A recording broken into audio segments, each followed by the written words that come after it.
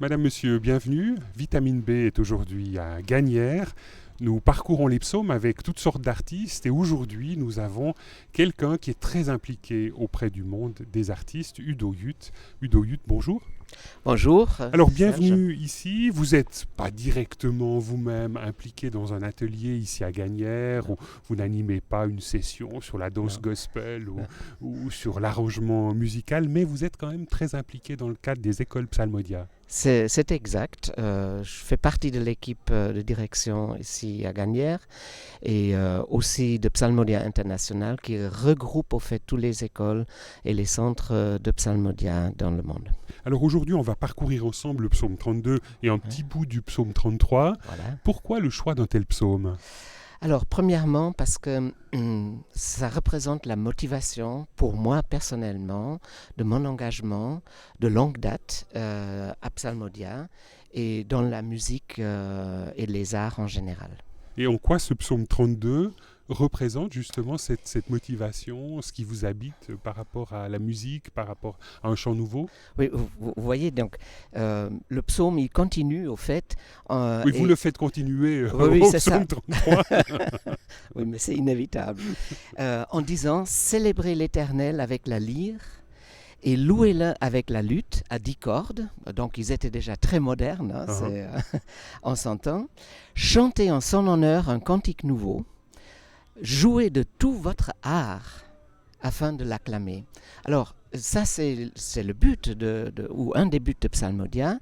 Et le psaume 32, qui vient juste avant, nous montre le chemin. Comment est-ce qu'on peut arriver à ce chant nouveau, à cette expression de la joie, au fait. Alors, à ce que vous appelez le chemin du bonheur. Voilà, c'est ça, Alors, je vous propose de lire ce psaume 32 ensemble, maintenant. volontiers. Heureux celui que Dieu décharge de sa faute et qui est pardonné du mal qu'il a commis.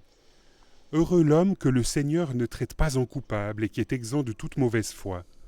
Tant que je ne reconnaissais pas ma faute, mes dernières forces s'épuisaient en plaintes quotidiennes. Car de jour et de nuit, Seigneur, tes coups pleuvaient sur moi et j'étais épuisé, comme une plante au plus chaud de l'été. Mais je t'ai avoué ma faute, je ne t'ai pas caché mes torts et je me suis dit, je suis coupable, je dois le reconnaître devant le Seigneur. Et toi tu m'as déchargé de ma faute. Voilà pourquoi tous les fidèles devraient adresser leurs prières quand il en est temps. Si le danger menace de les submerger, ils resteront hors d'atteinte. Tu es un abri pour moi, tu me préserves de la détresse. Je crierai ma joie pour la protection dont tu m'entoures. Je vais t'enseigner et t'indiquer le chemin à suivre, dit le Seigneur. Je vais te donner un conseil. Je garde les yeux fixés sur toi. Ne sois pas aussi stupide que le cheval ou le mulet dont il faut maîtriser les élans avec un mors et une bride. Alors il ne t'arrivera rien. Le méchant se prépare beaucoup d'ennemis, mais le Seigneur entoure de bonté celui qui fait confiance. Que le Seigneur soit votre joie, vous les fidèles, émerveillez-vous, criez votre joie, vous les hommes au cœur droit. Et là, on poursuit au psaume 33, acclamez le Seigneur, vous les fidèles hommes droits. Le louer est votre privilège, louez le Seigneur au son de la lyre, célébrez-le sur la harpe à 10 cordes, chantez en son honneur un chant nouveau, faites la plus belle musique en l'acclamant. Alors, Udo Jut, en quoi est-ce que ce psaume introduit véritablement au bonheur ? Alors, peut-être on doit d'abord redéfinir le malheur.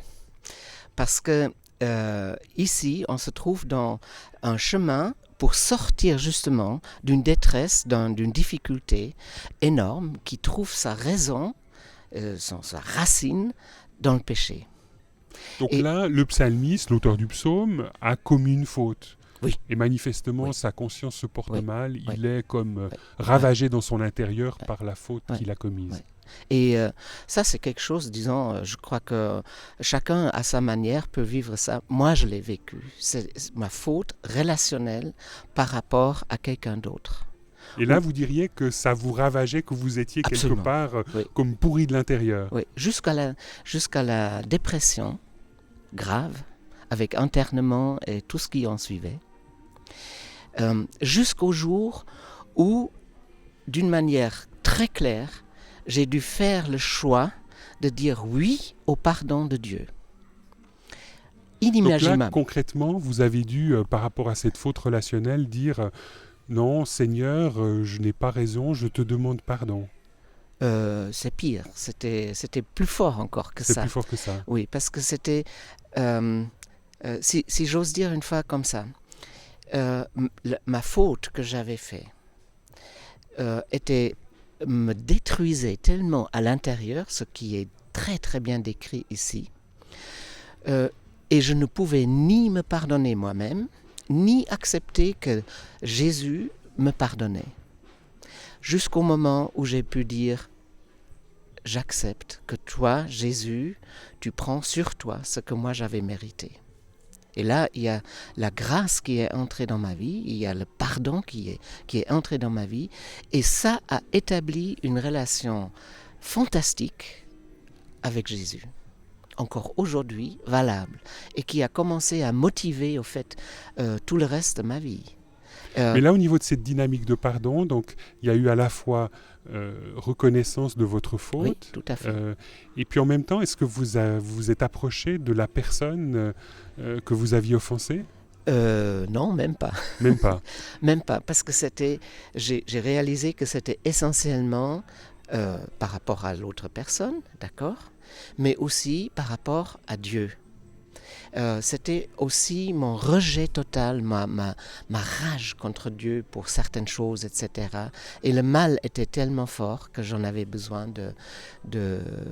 Donc ce qui était prioritaire, c'était d'abord la réconciliation avec Dieu. Oui, absolument, oui, absolument.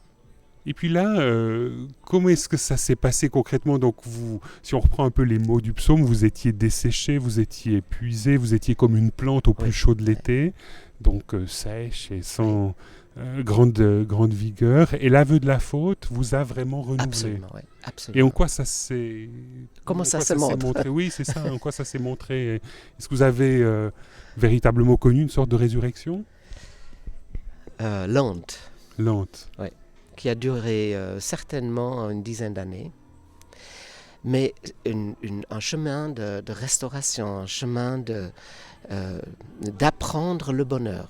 Hein? Donc vraiment, c'est un chemin de restauration que j'ai pu vivre tout simplement. Mais il y a un élément qui restait profondément dedans, c'est-à-dire que je pouvais tout d'un coup vivre malgré moi.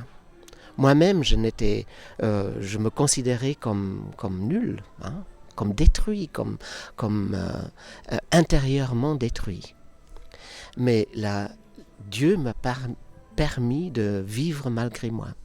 Et ça a donné quelque chose de tellement exaltant, de tellement fort aussi, que finalement, les choses qui étaient nouvelles dans moi, cette nouvelle vie, au fait, cette nouvelle dimension de vie, m'a amené tout simplement à le désir d'exprimer ce qui était nouveau en moi.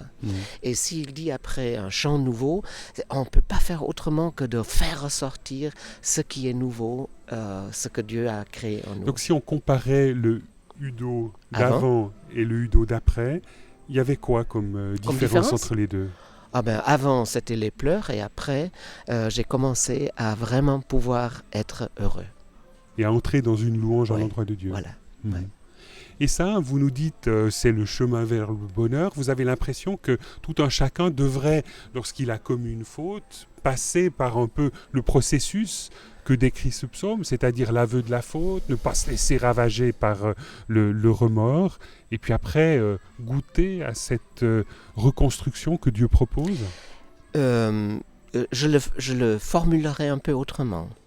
Moi, je crois qu'il n'y a pas vraiment de libération, il n'y a pas vraiment de nouvelle vie sans le pardon. Mais c'est peut-être pour chacun différent que pour moi. Donc là, il y a des chemins très différents. Mais l'essentiel du pardon que Dieu peut nous donner à cause de Jésus-Christ à la croix, eh bien ça c'est évident. Ça c'est évident.